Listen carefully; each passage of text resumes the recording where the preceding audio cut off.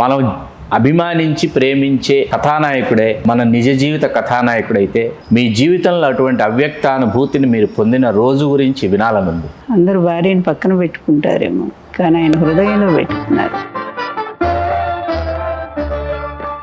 కానీ ఎవరికి దక్కని ఇది నాకు దక్కింది ఎక్కువ కాలం నిలవలేదు, నిలవనివ్వలేదు.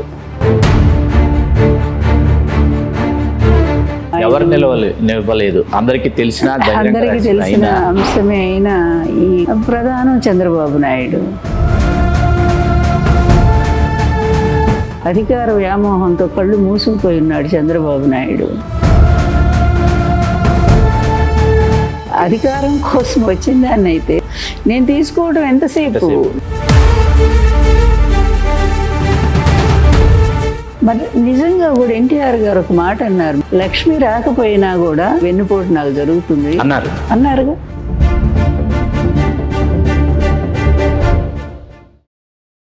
తెలుగు రాజ్యం ప్రేక్షకులు హృదయపూర్వక స్వాగతం. నేను మీ చిల్లగట్టు శ్రీకాంత్ కుమార్. ఈవేళ మనతో ఆంధ్రుల ఆరాధ్య దైవం వెండితెర వేల్పు స్వర్గీయ నందమూరి తారక రామారావు గారి అర్ధాంగి సాహితీవేత్త డాక్టర్ నందమూరి లక్ష్మీపార్వతి గారు ఉన్నారు. నమస్కారం లక్ష్మీపార్వతి గారు. నమస్తే బాబు. శ్రీకాంత్ అమ్మా, బాగున్నామ్మా? బాగున్నాను. మనం అభిమానించి ప్రేమించే కథానాయకుడే మన నిజ జీవిత కథానాయకుడైతే ఆ భావం అసలు వ్యక్తపరచలేనిది అవ్యక్తానుభూతి అంటారు. మీ జీవితంలో అటువంటి అవ్యక్తానుభూతిని మీరు పొందిన రోజు గురించి వినాలనుంది. అది ఫస్ట్ ఆయన మొదటి నుంచి చాలా అభిమాని. నేను చిన్నప్పటి నుంచి కూడా నేనేంట్లే కోట్లాది మంది ఉన్నారు ఆయన అభిమానులు. అయితే నా అదృష్టం, ఆయన సేవ చేసుకునే అదృష్టం నాకు దొరికింది. ఆయన భారీగా ఆయన గొప్ప స్థానం ఇచ్చి నన్ను హృదయంలో పెట్టుకున్నారు. అందరూ భార్యను పక్కన పెట్టుకుంటారేమో, కానీ ఆయన హృదయంలో పెట్టుకున్నారు. అంత గొప్ప స్థానాన్ని నాకు ఇచ్చారు ఆయన. నేను మొదట్లో ఆయన మీద అదే రాసుకున్నాను, నింగి అంచున నీవు నేల తాకున నేను, కలిసేదెలా మనసు తెలిసేదెలా. అట్లా అంత ఆరాధన ఆయన పట్ల. అది కృష్ణుడి రాధ ఎట్లా ఆరాధిస్తుందో, బసీమోరే నైనమే నందలాలు నా కళ్ళల్లోనే ఎప్పుడు ఉండిపో నువ్వు, వ్రజ భాషలో ఉంటాయి మీరా భజన్స్. ఆయన కోసం మీరా భజన్స్ కూడా ఆ రోజుల్లో ప్రాక్టీస్ చేసుకున్నాను నేను. చేశాను. సరే, ఇక ఎన్నని చెప్పాలి ఆ ప్రేమకు దానికి. కానీ ఆ ప్రేమను ఆయన నుంచి నేను అందుకోవటం అనేది అది జన్మల పుణ్యము. ఏమో ఎన్ని జన్మలు ఉన్నాయో అన్ని జన్మల్లో కూడా ఆ ప్రేమే కావాలని కోరుకుంటాను నేను. ఎంత ఈ దుర్మార్గపు సమాజం, ఈ కుటుంబం మా ఇద్దరి దాంపత్యాన్ని ప్రేమని దూరం చేయాలని ఎంత ప్రయత్నం చేసినా, ఎన్ని విధాల అసలు మా స్థానాన్ని చెరిపేయటానికి ప్రయత్నం చేసినా ప్రజల హృదయాల్లో శాశ్వతంగా నిలబడిపోయిన స్థానం నాదే. ఎన్టీఆర్ భారీగా ఎన్ని కుట్రలు ఎన్ని కుయుక్తులు ఈ కుటుంబం చేసినా కూడా నా స్థానాన్ని ఎవ్వరూ చెరపలేరు. అది అంత గొప్ప స్థితిని ఆయన నాకు కల్పించారు. అది ఇంకే దానికి ఆ అనుభూతి మాటలు రావు కదా. ఒక్కొక్కసారి బాహ్య బంధము వెడల్చి మ్రోగుచున్నది నీ గీత ముగ్ధరవము, ఎగిరి ఒత్తునులే యుగ విగమ వేళ నిన్ను గూడి సౌఖ్యములు నింపు కొరకు అనే రాయపురోలు వారి మా ఇద్దరి మధ్య ఆ యుగ విగమ వేళ ఏ సంధి సమయంలో మరి అట్లాంటి ఒక అద్భుతమైన ఒక ప్రేమ కలిగిందో, ఆ భావన వచ్చిందో.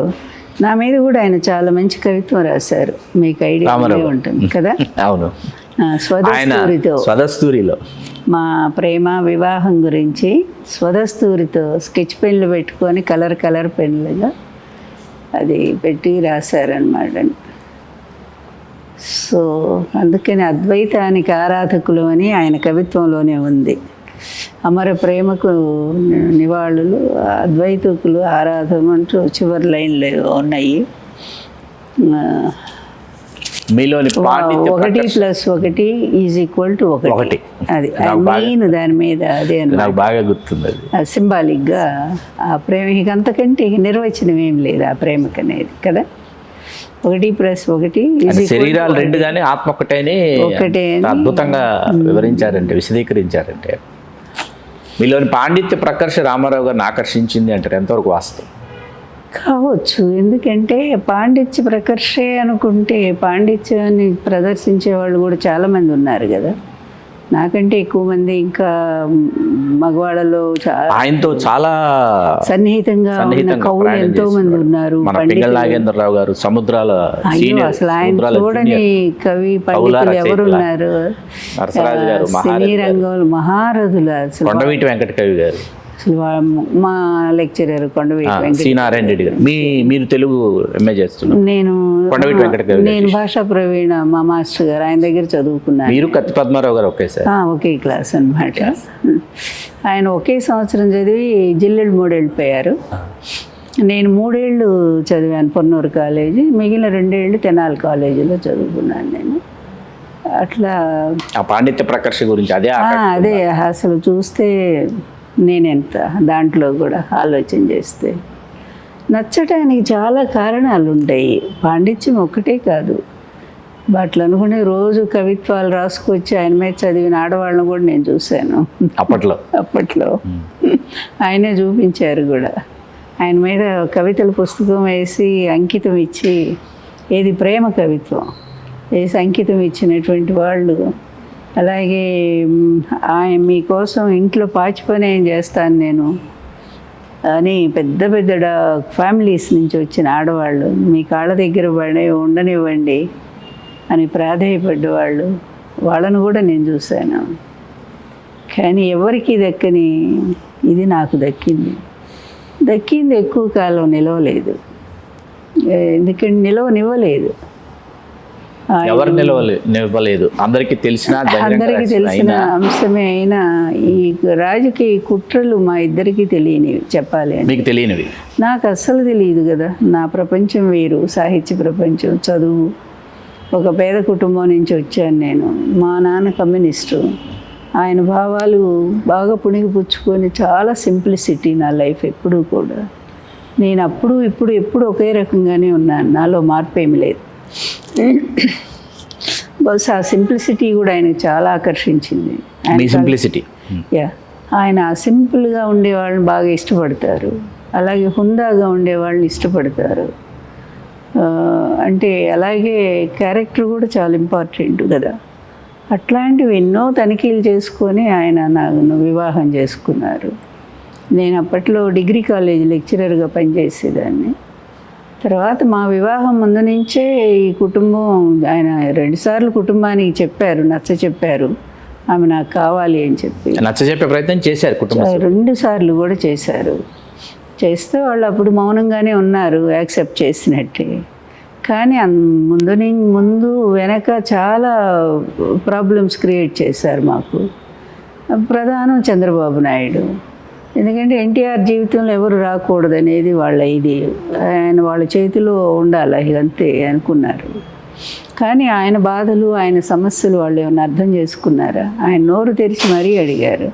అందరికీ అన్నీ ఇచ్చినటువంటి ఆయన తనకేం కావాలో అడిగినప్పుడు ఈ కుటుంబం ఆయన పక్కన నిలబడి ఉంటే ఆయనకి ఎంత ధైర్యం ఉండేది, ఎంత సంతోషం ఉండేది. నాకు ఆమె కావాలి, ఆమె తోడు కావాలి అని మీకు చెప్పే కదా చేసుకున్నారు. అలాంటప్పుడు ఆమోదించి ఉంటే నేనేంటో కూడా మీకు అర్థమై ఉండేది కదా.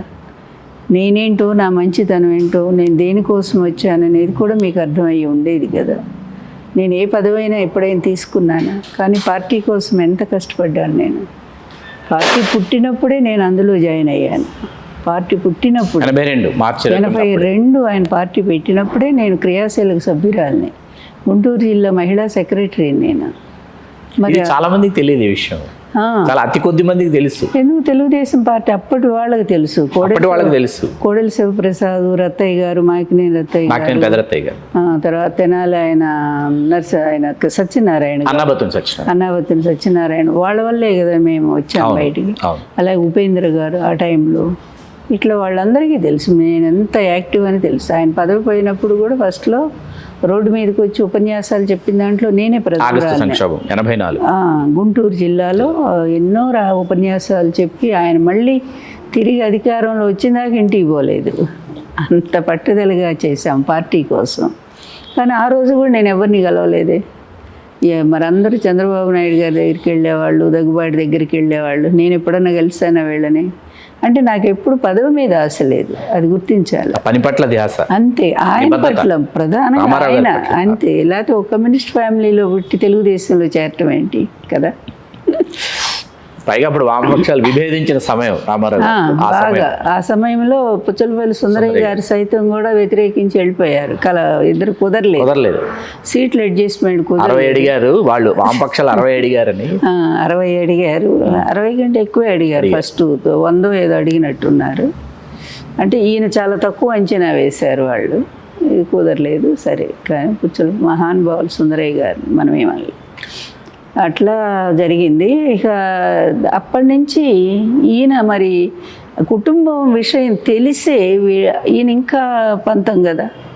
వాళ్ళు తను చేసిన పనిని వాళ్ళు చెప్పి చేశారు. తర్వాత వాళ్ళ ఆస్తులన్నీ వాళ్ళకి ఇచ్చారు, వాళ్ళ కుటుంబాలన్నీ కూడా సెటిల్ అయిపోయినాయి. అలాంటి పరిస్థితుల్లో తన అవసరం కోసం పెరాలసిస్ స్ట్రోక్ వచ్చింది, పదవి లేదు, అధికారం లేనటువంటి సమయంలో మరి వివాహం చేసుకుని అందులో ఆస్తులు లేవు, అన్నీ ఇచ్చేశారు. మరి ఇంక నేను ఏమి ఆశించి వచ్చానని, ఆయన కోసమే కదా వచ్చింది. అది ఆయన గుర్తించారు కదా. కేవలం ఆయనకు సేవలు చేద్దాము, ఆయన అనారోగ్యంగా ఉన్నారన్న ఒక కారణం. అది కూడా ఆయన నోరు తెరిచి అడిగారు, నన్ను పెళ్లి చేసుకో లక్ష్మి, నాకు అవసరం అని చెప్పారు. ఆయన బయోగ్రఫీ రాయటానికి వస్తుండేదాన్ని లెక్చరర్గా ఉండి. తర్వాత అన్ని లక్షల జనం ముందు తిరుపతిలో అనౌన్స్ చేసి గౌరవం ఇచ్చి ఆమె ఒప్పుకుంటే నా అర్ధాంగా స్వీకరిస్తాను. అది ధైర్యం అండి.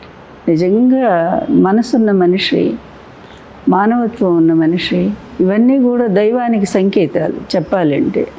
మానవత్వం ఎవరికి పరిపూర్ణంగా ఉంటుందో అతను దైవంతోనే సమానం అవుతాడు. ఈ మధ్య ఆయన మీద విపరీతమైన విమర్శలు వస్తూ ఉన్నాయి, దేవుడా అది ఇది అని. అవును, దేవుడు అంటే ఎవరు? దైవం మానుష రూపేణ అని కదా, అంతే కదా. దేవుడు ఎక్కడో ప్రత్యేక కిరీటాలు పెట్టుకుని ఆకాశంలో నుంచి చేతులు శంఖచక్రాలు పెట్టుకొని దిగిరాడు. దేవుడు ఉండేది మనుషుల మనసుల్లోనే కదా. ఆ మనిషి గొప్పగా ప్రవర్తిస్తే, అతను సమాజానికి ఉపయోగపడేటువంటి పనులు చేయగలిగితే, అందరి మన్ననలు పొందగలిగితే అతనే దైవం అవుతాడు. ఎందుకంటే ఈ శకంలో, ఈ యుగంలో ఆ భక్తిభావ తాదాత్మ్యతల్ని ప్రజల హృదయాల్లో అసలు చూరగొనేలాగా రామారావు గారు తన పౌరాణిక పాత్రల ద్వారా ఆయన వాటిని వికసింపజేశారు. ఆ పాత్రల ద్వారా పాత్రలు నటించడం చాలా మంది నటించారు కదా. మీకు ఈలపాటి రఘురామయ్య గారు కూడా కృష్ణ పాత్రలు వేశారు. ఆయనే పాడుకునేవారు. ఆ రోజుల్లో ఆయన చాలా ఫేమస్ కదా. మరి ఎందుకు ఆయన మిగలలేకపోయారు జనాల మనసుల్లో అంటే, ఒక పాత్రను పోషించడమే కాకుండా దాన్ని వ్యక్తిగతంగా కూడా తన నిజ జీవితంలో కూడా అటువంటి ప్రవర్తన కలిగి ఉండేటువంటి వాళ్ళని గౌరవిస్తారు. అటువంటి సినిమా రంగంలో ఉండి ఆయన ఒక్కరోజు కూడా లిక్కర్ తీసుకోలేదంటే అది ఎంత గొప్ప విషయం. అది అసలు అట్లాంటి ఆ రంగంలో ఉండి కూడా ప్రతి ఒక్కళ్ళు దానికి బానిసలే కదా. ఆల్మోస్ట్ నాకు ఇంక మిగిలిన వాళ్ళు తెలియదు అనుకోండి, ఎంతోమంది జీవితాలు నాశనం చేసుకున్నారు. రాజనాల్ గారు మా దగ్గరకు వచ్చారు, పద్మనాభం గారు వచ్చారు మా దగ్గరికి, వాళ్ళ పరిస్థితి చాలా దారుణంగా దిగజారిపోయింది. అట్లా చూస్తే మనము అలాగే నాగయ్య గారి జీవితం అట్లాగే అయిపోయింది. దాన ధర్మాలు విపరీతమైన దాన ధర్మాలు, ఈ లిక్కర్ కూడా హ్యాబిట్, ఇలాంటి వ్యసనాలు కూడా మనుషుల్ని ఎలా పతనం చేస్తాయి. రామారావు గారు తన తర్వాత రామ కృష్ణ ఈ 2 పాత్రలు హర్నాథ్ చాలా బాగుంటాడని రామారావు గారు ఎంతో ప్రోత్సహిస్తే, హర్నాథ్ గారు ఆయన బానిస అయిపోయి వ్యసనాలకి ఎంత అందగాడు పాపం హర్నాథ్ గారు. అంత మంచి వంశంలో పుట్టి జమీందారు కుటుంబంలో పుట్టి చివరికి ఇట్లా పాడైపోయాడు ఆయన. సీతారామ కళ్యాణంలో రామ పాత్ర. అందువల్ల ఏంటంటే ఇంద్రియ నిగ్రహం అనేది ఎంత అవసరమో దాన్ని కూడా ఎన్టీఆర్ గారు నిరూపించి చూపించారు, ఏ విధంగా కంట్రోల్ చేసుకోవాలి అనేది. అలాగే కుటుంబం కష్టాల్లో ఉన్నప్పుడు ఆయన ఎంత అండగా నిలబడ్డారు, తమ్ముడి జీవితాన్ని బాగు చేశారు. ఇక ఆ వ్యక్తిగత జీవితంలోకి వెళితే ఆయన ఎన్నో గొప్ప మంచి చేసిన పనులు ఉన్నాయి. అంటే అవన్నీ కూడా ఆయన వ్యక్తిత్వాన్ని తార్కాణంగానే మనం తీసుకోవాలి. అటువంటి మహనీయుడు ఒక స్త్రీని వలచి కోరి వివాహం చేసుకున్నాడంటే ఆమెలో కూడా క్వాలిటీస్ ఉన్నాయనే కదా. ఖచ్చితంగా దారిని పోయి ఏ పిచ్చి దాన్నో చేసుకోలేదు కదా, చదువుకున్న అమ్మాయినే చేసుకున్నాడు. ఇంకా చదువుతో పాటు సంస్కారం ఇవన్నీ చూస్తారు కదా. క్యారెక్టర్ అన్నీ చూస్తారు కదా. మరి అంతటి మహానుభావుడు భార్య అంటే తక్కువ స్థానం కాదు కదా. అది ఆయన గుర్తించినప్పుడు మీరెందుకు గుర్తించరు? కావాలని ఒక ద్వేషమైనటువంటి దృష్టితో మీరు ఆమెను ఎందుకు చూస్తారు? మీ స్థాయిలో ధనం లేదని ఆమెకు అంతే కదా. నేను ధనవంతురాలని అయ్యి ఉంటే మీరు కూడా వెనకబడి ఉండేవాళ్ళే కదా, మా అమ్మ అనుకుంటూ. అందువల్ల ఏంటంటే ధనాన్ని అహంకారాన్ని ఈ రెండూ కలిగి ఉండేటువంటి వ్యక్తులు, శంకరాచార్య అదే చెప్తారు కదా, మాకురు ధనజన యవ్వన గర్వం హరతి నిమేషత్కాల సర్వం మాయామయమిదం అఖిలం హిత్వా బ్రహ్మపదం త్వం ప్రవిశ విదిత్వ అంటారు. అందువల్ల ఇవన్నీ కూడా తాత్కాలికమైనటువంటి వాటిని చూసి అహంకరిస్తే ఏది నిలబడదు మనిషి జీవితంలో. శాశ్వతంగా నిలబడేది అతని మంచితనం ఒక్కటి మాత్రమే.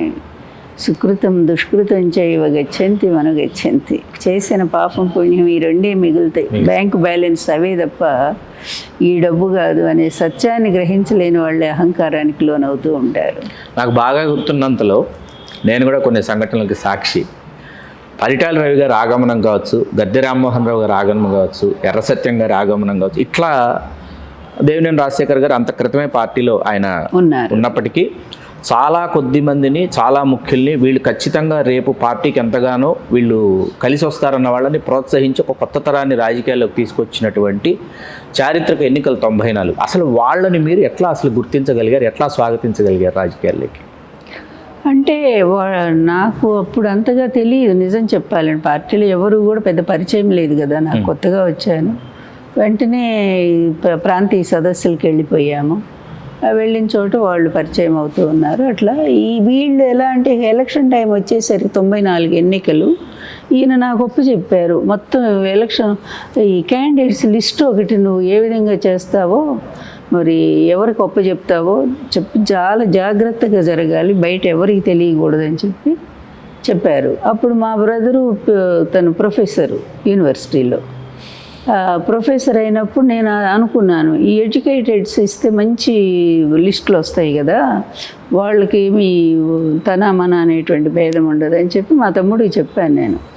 మొత్తం నువ్వు ప్రొఫెసర్స్ అన్ని జిల్లాల్లో కూడా వాళ్ళతో కాంటాక్ట్ అయ్యి ప్రజల్లో ఏమనుకుంటున్నారు క్యాండిడేట్స్ గురించి, మంచి వీళ్ళైతే గెలుస్తారు అనేటువంటి పేరు ఉంటుంది కదా, అట్లా వాళ్ళ లిస్ట్ ఒకటి తయారు చేయించమని చెప్పాను నేను. అది కూడా నాకు సమ్మతం అనిపించక, అంటే ఏమో వీళ్ళు కూడా ఎక్కడన్నా ప్రలోభపడతారేమో అని చెప్పి భయంతో జర్నలిస్టులు కూడా చెప్పాను నేను.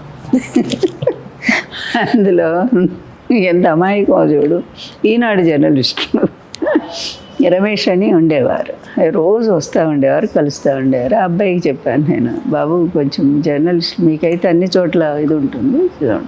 అట్లా మొత్తం 3 రకాల లిస్టులు అయితే తయారు చేయించి 3 ఆయన ముందు రిపోర్ట్స్ పెట్టాం, మొత్తం టైప్ చేయించేసి నీట్గా కూడా పెట్టాక ఇద్దరం కూర్చొని అర్ధరాత్రి పూట ఈ 3 లిస్టుల్లో ముగ్గురు ఒకే పేరు ఏది వస్తుందో అట్లా ఫైనల్ చేస్తా వచ్చి ఎంత అద్భుతమైన రిజల్ట్ చూశారు కదా. 227 294లో 227 మంది తెలుగుదేశం పార్టీ అభ్యర్థులు, 34 మంది వామపక్షాలు, 222 మంది, 36 మంది వాళ్ళు వామపక్షాలు. అంత క్రితం అసలు 36 ఎప్పుడు 36 వాళ్ళ జీవితంలో 3, 4 అంతే కదా, ఫస్ట్ టైం అంత 36 మంది. అదేమంటే మాడపడుచు అని చెప్పుకొని ప్రతి చోటు తిప్పుకున్నారు.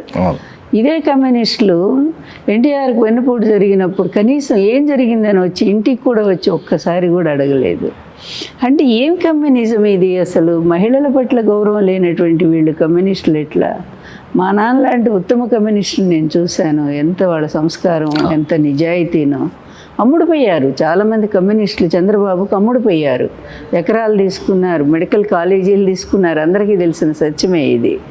అలాగే కొన్ని వ్యాపారాలు పెట్టుకున్నారు. సరే వాళ్ళ బతుకు అందుకు అట్లాగే అయిపోయిందిలేండి, వాళ్ళ బెస్ట్ అట్లా జరిగింది. ఇక ఆ తర్వాత ఈయన నన్ను ఎప్పుడైతే బయటికి తీసుకెళ్ళడం ప్రారంభించారో ఇక వీళ్ళకి భయం వచ్చింది. భయం రావటము నా పేరు పెరిగిపోతూ ఉంది రోజు రోజుకి బాగా. ఇక గెలిచిన తర్వాత ఇక చెప్పలేము, ఎందుకంటే ఎక్కడికి వెళ్ళినా కూడా ఆ టైంలో కూడా ఆయన ఆరోగ్యం బాగుండేది కాదు, ఎలక్షన్ టైంలో కూడా. అయినా సరే దాన్ని కవర్ చేస్తూ నేను నడిపించిన సందర్భాలు లాస్ట్ 15 నిమిషాలు ఆయన మాట్లాడేట్టు నేను 40-45 నిమిషాలు నేను మాట్లాడి ఒక సారథ్యం ఏది నిజం చెప్పాలంటే అంత ఎలక్షన్ని సత్యభామ సారథ్యం నేను చెప్పుకోకూడదు కానీ ఎక్కువ భాగం నేనే వహించాను. ఒక్కళ్ళు కూడా రాలేదు, వీళ్ళెవరు కుటుంబ సభ్యులు ఎవరు లేరు. కుటుంబ సభ్యులు ఎప్పుడు రారనుకోండి, కనీసం అల్లుళ్ళైనా రావాలి కదా ప్రచారానికి, ఎవరు రాలేదు. మేమిద్దరమే తిరిగాం. ఒకవైపు ఆయన ఆరోగ్యం చూసుకుంటూ, ఇంకొక వైపు నేను ఇట్లా ఎలక్షన్ ప్రచారం పాల్గొంటూ, ఏమి జనాలు జనాలు జనాలు జనాలు అట్లా చేస్తే అంత మంచి రిజల్ట్ మాకు వస్తే, అంతకుముందు ఒక కుట్ర ఈ పార్టీ గెలవదని, ఈనాడు రామోజీరావుకి ఎన్టీఆర్ గారికి పడదు, ఎప్పటి నుంచో పడదు. సరే ఇక నేను వచ్చేసరికి మరి నిజంగా కూడా ఎన్టీఆర్ గారు ఒక మాట అన్నారు, మీకు గుర్తుండే ఉంటుంది, లక్ష్మి రాకపోయినా కూడా ఇది జరిగేదే, నాకు ఈ వెన్నుపోటు నాకు జరుగుతుంది అన్నారుగా. ఆ మాట ఆయన అన్నారుగా, ఇది వెన్నుపోటు నాకు జరిగేది ఇంకో రకంగా జరిగేది అంతే తప్ప. ఎందుకంటే పదవీ ఆశతో అధికార వ్యామోహంతో కళ్ళు మూసుకుపోయి ఉన్నాడు చంద్రబాబు నాయుడు. అందువల్ల ఏదో విధంగా అతను అధికారం కోసం కాచుకొని ఉన్నాడు. గుడ్లగోబుల కాదు, ఏమంటారు, vulture. Vulture is a patient bird అని. Vulture is a patients bird కదా, అట్లాంటి వల్చర్ లాగా ఉన్నాడు అని చెప్పారు నాకు. ఎన్టీఆర్ గారు చెప్పారు, బహిరంగ కూడా చెప్పారు ఆ మాట. జామాత దశమగ్రహ ఆడియో క్యాసెట్లు కూడా మీకు గుర్తుండే ఈనాడులోనే ఇచ్చారు. ఎమ్మెల్యేలంతా కూడా వైస్రాయ్ హోటల్ ఉన్నప్పుడు ఒక స్టేట్మెంట్ ఇచ్చారు. నా దగ్గర ఉన్నాయి అన్నీ కూడా, నీ దగ్గర కూడా ఉంటుంది కాపీ. ఏమిచ్చారు, మా టార్గెట్ లక్ష్మీపార్వతి కాదు, ఆమె భుజం మీద తుపాకీ పెట్టి ఎన్టీఆర్ మా టార్గెట్ అని వాళ్ళే ఇచ్చారు కదా. మరి వీటన్నిటి వాటి రుజువు అవ్వటల్లా ఏంటి అధికారం కోసం అనేది. ఇప్పుడు ఒక సేవ చేసి నిస్వార్థంగా ఏమీ ఆశించకుండా ఒక్క చిన్న పోస్ట్ కూడా నేనేం తీసుకోలేదు కదా. టెక్కలి తర్వాత అదిబూచిగా చూపించింది టెక్కలి తర్వాత అదేది మన అమ్మ మీకు గుర్తుంటే నిమ్మ అతను ఎవరు, నిమ్మక జయరాజు, నిమ్మ గోపాలరావు గారు, అది ఎస్టీ నియోజకవర్గం కొత్తూరు, రాయలసీమ హిందూపురం కాదు, నిమ్మలకి ఇష్టపు గారిది. అప్పుడేదో ఎలక్షన్ ఆగిపోతే మన సాయిబాబా గారి బ్రదర్ ఉన్నారు కదా, జానకిరామ్ గారు, ఆయన వచ్చి 2 రోజులు ఇక్కడ హోటల్లో ఉండి మమ్మల్ని కలిసి ఒప్పించడానికి లక్ష్మీపార్వతి గారిని ఆ సీటుకు పంపండి, అతను వద్దు మాకు, ఆమె ముఖ్యమంత్రి భార్య వస్తే మా మొత్తం బాగుపడుతుంది, అనంతపురం అభివృద్ధి చెందుతుంది అని ఎన్టీఆర్ గారిని ఒప్పించడానికి ప్రయత్నం చేస్తే ఆయన ఎప్పుడు ఒకే మాట, నాదేమీ లేదు, ఆమె ఒప్పుకుంటే నాకు అభ్యంతరం లేదు, ఆమెను ఒప్పించుకోండి. ఈ టెక్కల్ సీటు అదే, ఇది అదే, ఈ 2 సీట్లు కూడా మరి నాకే వ్యామోహం ఉంటే అప్పుడు నేను కంటెస్ట్ చేస్తే నేను మంత్రిని గానా ఆయన క్యాబినెట్లో, అదేం పెద్ద కష్టమా? మీరంతా వేసిన కార్టూన్లు అదే కదా, పిచ్చి కార్టూన్లో అలా అవ్వాలనుకుంటున్నారని వేసింది పిచ్చి, మీ కార్టూన్లన్నీ అదే కదా. ఆమె పెత్తనం చేస్తూ ఉంది, ఎన్టీఆర్ది ఏమీ లేదు అని నా కొంగు పట్టుకొని తిరుగుతున్నట్టు వంటింట్లో ఉంది, ఇట్లా పిచ్చి పిచ్చి కార్టూన్లన్నీ. మరి అట్లాంటప్పుడు నాకు వ్యామోహం ఉంటే, నా భర్త నా చేతిలో ఉంటే నేను అడిగి తీసుకోవడం ఎంతసేపు? ఇంత చిన్న లాజిక్ ఎట్లా మర్చిపోయారు మీరు? లాజిక్కే కదా, చిన్న లాజిక్ కాదు, పెద్ద లాజిక్. అధికారం కోసం వచ్చిన దాన్ని అయితే నా భర్త పూర్తిగా నాకు లొంగిపోయి ఉన్నప్పుడు నేను తీసుకోవడం ఎంతసేపు? లేదు, 2 సార్లు ఆఫర్ వచ్చినప్పుడు నేను ఎందుకు కంటెస్ట్ చేయకూడదు? బ్రహ్మాండం గెలిచేదాన్నిగా ఆ టైంలో. మరి ఎందుకు చేయలేదు నేను? వాటికి సమాధానం చెప్పమనండి ముందు. కొన్ని పార్టీ పదవైన ఏదో ఒకటి తీసుకోవాలి. డాక్టర్ వెంకటేశ్వరరావు కూడా అటు పోయినప్పుడు ఎన్టీఆర్ గారు అన్నారు తీసుకోమని, నాకు వద్దన్నాను నేను. కనీసం ప్రచార కార్యదర్శి అన్నా తీసుకోమన్నారు, వద్దన్నాను నేను. పార్టీ పంచుకోవడానికి కాదు కదా కుటుంబం అంటే, మీరున్నారు చాలు, మీ వెనక నేనున్నాను చాలు. అట్లా ఒక నిస్వార్థంగా సేవ చేసిన దాని మీద నిందలేసి ఆయన పడగొట్టడానికి ఎంత దుర్మార్గం అంటే శ్రీకాంత్, ఇక్కడ మెయిన్ అసలు చాలామంది ఆ కుట్ర కోణాలను అర్థం చేసుకోలేకపోతున్నారు. ప్రధానంగా ఎన్టీఆర్ గారు ప్రైమ్ మినిస్టర్ అవుతారు నెక్స్ట్ ఎలక్షన్ తర్వాత. అది వాజ్పేయి గారు ఒక ప్రకటన చేశారు, మీకు గుర్తుందో లేదో, ఏమనంటే నెక్స్ట్ ఎలక్షన్ తర్వాత ఎన్టీఆర్ గారు ప్రైమ్ మినిస్టర్ అయితే మేము కూడా సపోర్ట్ ఇస్తామని చెప్పి ఒకటి చేశారు. ఇదంతా కూడా కాంగ్రెస్కి మంటే కదా. అందువల్లనే పివి నరసింహారావు వాళ్ళతో చేతులు కలిపేశారు. ఆ టైంలో ఎన్టీఆర్ గారు ఫోన్ చేసి నేను పార్టీని డిజాల్వ్ చేస్తాను, మీరు యాక్సెప్ట్ చేయండి అంటే ఒక ముఖ్యమంత్రి లేదు పార్టీ అధ్యక్షుడు అధికారంలో ఉన్నప్పుడు డిజాల్వ్ చేస్తా అంటే చెయ్యాలా, అది రూల్ కూడా. గవర్నర్కి చెప్పాలా, గవర్నర్ అతని శిష్యుడు, పివి నరసింహారావు గారు శిష్యుడు ఆయన చెప్పలేదు. చెప్పకుండా ఆపి ఆపి ఆపి దాన్ని పొడిగించే కృష్ణకాంత్ గారే కదా. కృష్ణకాంతే, ఆయన ఎక్కడ సోషలిస్టు, ఎంత కమ్ముడు పోయాడో అందరికీ తెలుసు. అందువల్ల మీకు బాగా గుర్తుంటే రామారావు గారు టెక్కల్లో పోటీ చేయడానికి కారణం 89 ఎన్నికల్లో గెలిచినటువంటి నాగావళి గారి మీద విపరీతంగా మీకు వ్యతిరేకత వస్తే అప్పయ్య దొర గారు నాగావళి గారు ఒకటే పోట్లాడుకుంటుంటే నేను వచ్చి మీరే పోటీ చేయండి, వాళ్ళిద్దరు ఇది చూడలేకపోతున్నామని అప్పుడు రామారావు గారిని తీసుకెళ్ళింది టెక్కల్. ఆ చర్చలు ఆ రోజు జరిగినప్పుడు అందుకే ఆయన అక్కడ నిలబడింది. గెలిచారు, 2 గెలిచారు. గెలిచి ఇది వదిలేశారు, టెక్కలు వదిలేశారు. నేను స్థానికంగా ఇవ్వమన్నాను. నన్ను అడిగారు సలహా, అడిగితే బస్సులు వేసుకొని వచ్చారు నన్ను నిలబడమని. పేపర్లు వీళ్ళే రాశారు. మళ్ళా బస్సుల్లో ఇంకెందుకు తీర్థయాత్రల జనం లక్ష్మీపార్వతి టెక్కల్ సీట్ పోటీ చేయమని. ఆ వెంటనే హరికృష్ణని ఉసిగొల్పి పంపేశారు. ఆశ్చర్యం ఏంటంటే ఎలక్షన్ ముందు హరికృష్ణకి ఎన్టీఆర్ గారు ఫోన్ చేశారు, బాబు నువ్వు కూడా నిలబడు, ఈసారి గుడివాడ నీకు ఇస్తాను, నువ్వు నిలబడంటే నాకెందుకు ఈ రాజకీయాలు నాకేం వద్దన్నాడు. మరి వచ్చి బావ చెప్పగానే ఎందుకు వచ్చాడు. చూడండి అసలు ఇలాంటి ఎన్నో కుట్రకోణాలని తెలుగు రాజ్యం ఆవిష్కృతం చేయబోతోంది. ఇది మొదటి భాగం మాత్రమే. మరిన్ని కుట్రకోణాలని అతి త్వరలో తెర మీదకి తీసుకురాబోతున్నాం. మీ చిల్లగట్టు శ్రీకాంత్ కుమార్. నమస్కారం. నమస్తే. హలో, తెలుగు రాజ్యం ఛానల్ చూస్తున్నారా? సామాజిక రాజకీయ జీవన చిత్రణే తెలుగు రాజ్యం. అతిశయోక్తులు అసత్యాలు ఉండవు. రాజకీయ కోణం కాదు, ప్రజా కోణమే కొలబద్ద. తెలుగు రాజ్యం వీక్షణ మీ ఉత్తమ అభిరుచికి నిదర్శనం.